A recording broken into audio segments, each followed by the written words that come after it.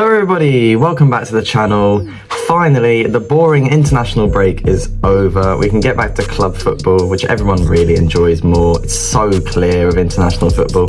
I'm pretty sure I fell asleep watching the England-Ukraine game. I just dislike them so much. So boring when Southgate's in charge. I know we were decent against Scotland, but Scotland really at the end of the day. But anyway, it's that time of week again where I give some awful match day predictions and hope that I actually get a decent points tally and then realistically end up getting 0 for nearly every match.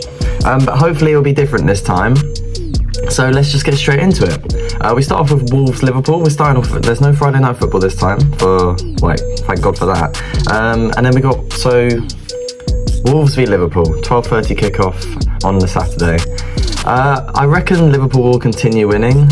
They've looked great so far. They were amazing against Villa, and I'm really impressed with Liverpool with how they've done so well. They've changed their entire midfield, and they just look so good. They look better than last year after a completely different midfield. They've lost Henderson, they've lost Milner. There's two very experienced players. Even Fabinho's pretty experienced as well. They brought in Endo. Who is it? They're playing Szoboszlai, and I think Gakpo's been playing in there, but they've got Gravenberch now as well. It's completely changed and they're looking very good. Klopp is a great manager, so I'm going to go for 2-0 Liverpool. Liverpool just level above Wolves. Wolves have been relatively poor this season. The only game they looked half decent in was the game against United. I mean, they did beat Everton as well, but nearly every team has beaten Everton already. But most of the Wolves' good players just aren't there anymore, so they're really boring to watch. But yeah, 2-0 Liverpool I'm going for in the first match. Then into the 3 o'clock kickoffs, we've got Aston Villa versus Crystal Palace. I'm going to go for another 2-0 win here, but this time in favour of the home team. I reckon Villa will win 2-0. Villa did just get battered by Liverpool 3-0 at Anfield, which I think was pretty unexpected. I thought that match would be really close.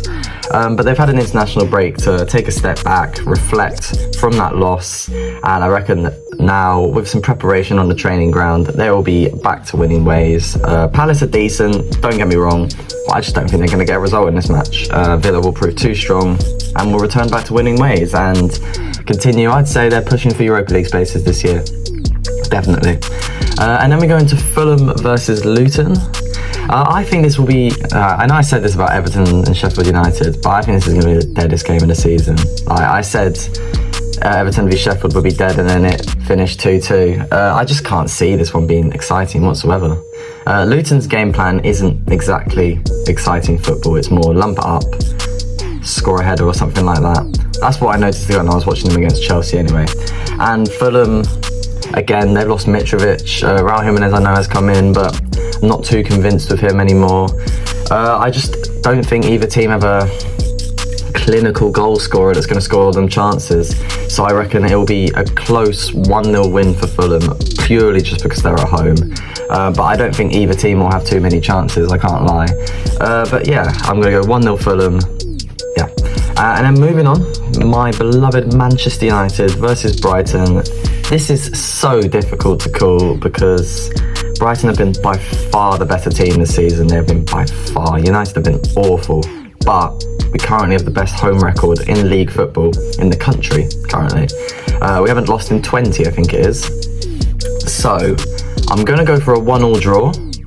I really hope United can win, but I think if I did predict United to win here, it would be incredibly biased from me. I think if anyone's going to win, I reckon Brighton win 2-1. Remember, the last team to beat United at Old Trafford in the league was Brighton. Obviously that was Sociedad in Europa League, but that one didn't really count anyway because we went through the group.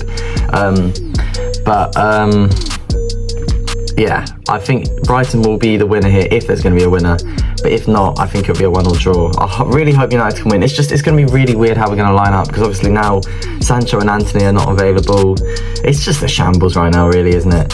So I've got a feeling he's going to play Bruno on the right, which is going to frustrate me, but we'll get more into that when it's the matchday preview tomorrow. But yeah, I think I'm going to go for a 1-1 draw. I reckon it'll be close, and I think both teams would take a point here. And then we're going into Spurs versus Sheffield United. Again, similar situation to Liverpool and Villa. I just think they're too strong for the opposition. I think Spurs will win 3-1. I think Spurs will go 3-0 up, and then I reckon Sheffield will get a late one to just a consolation goal. But Spurs have just looked so good this season. It's a breath of fresh air for them, a breath of fresh air for their fans, a breath of fresh air for the league. It's a complete change to previous years.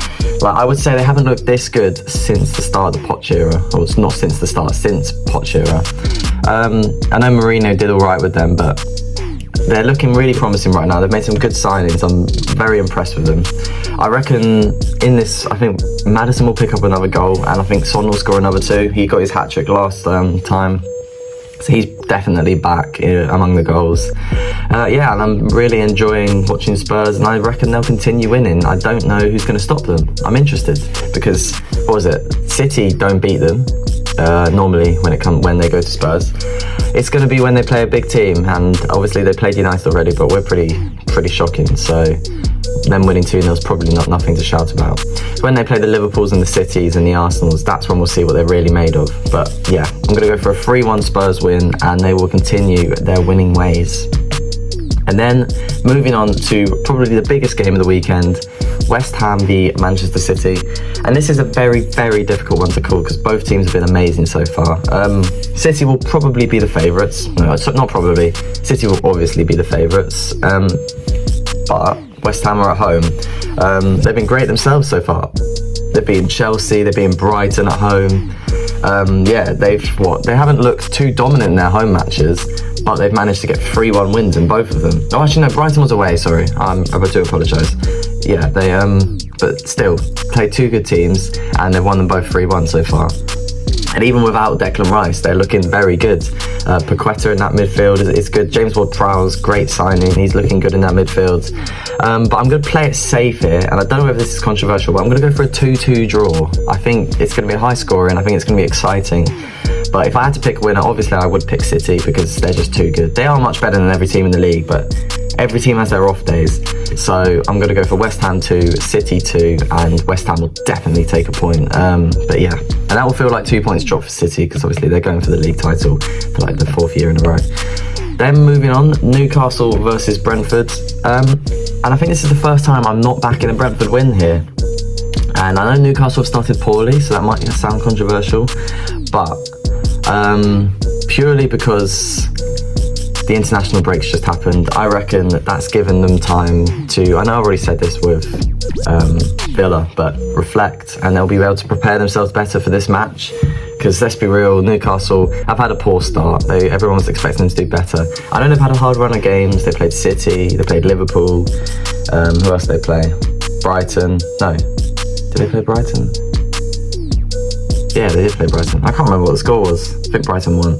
Brighton did win, 3-1. But Newcastle, they've had time to prepare for this match. They're at home at St James's Park. I think they were good against Liverpool at St James's Park. It's just Darwin just turned up at the end, so yeah. But I reckon it'll be close. I reckon Newcastle will win 2-1. They'll come out on top, which will be really good for Eddie Howe because he needs some wind under his belt.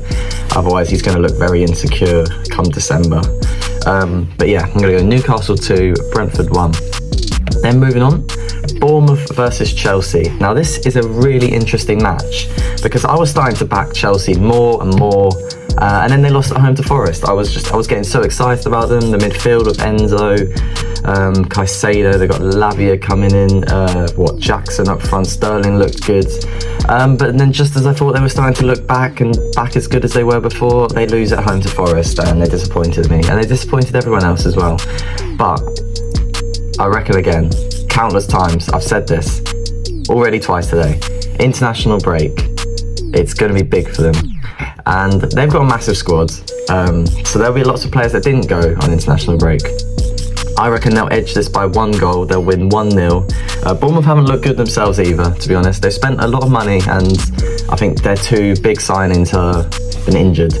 So I'm going to go for a Chelsea win, but I would not be surprised to see Bournemouth win. It's just a really difficult one to call because everyone, like, if you look at this as a neutral, or not as a neutral, without really knowing too much about football, you're going to go Chelsea because everyone knows who Chelsea are. But Chelsea, they're just so unpredictable right now. They could absolutely blow Bournemouth away like they blew Luton away.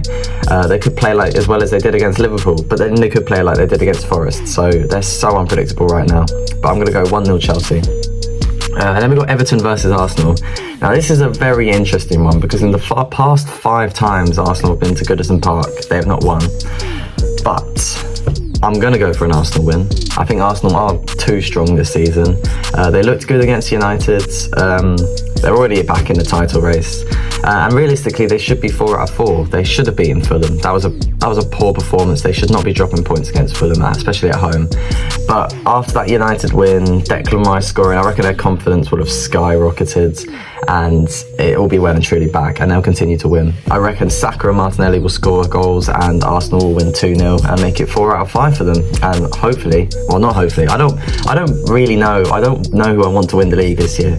But I want United to win, obviously, but I've been realistic, it's not going to happen. But yeah, Arsenal will push themselves closer to the top of the table. Then, in the final match of this game week, we've got Forest versus Burnley. Very interesting one. Burnley need a win, but I'm going to go for a 2-1 Forest win. Burnley, I reckon, will do a lot better in this match compared to our previous performances. I don't think they've actually looked bad. It's just that they're not getting results.